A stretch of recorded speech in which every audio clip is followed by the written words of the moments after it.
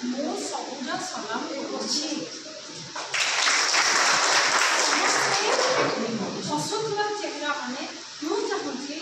जे चिरकाल एमती हसु था ना कि पिठी ऑक्सीजन सिलिंडर धरी कॉलेज आसे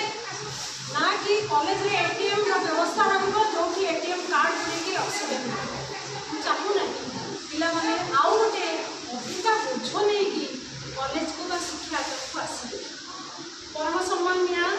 अध्यक्ष महोदय मित्रा महापात्र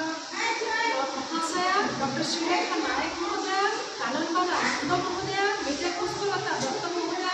मधुस्मिता महापात्र महोदय आम ओएस परिवार जो जन आम ये बसीचु आम समस्त को निश्चित भाव आज बहुत आनंद मिलूँ गछ कहीं लगे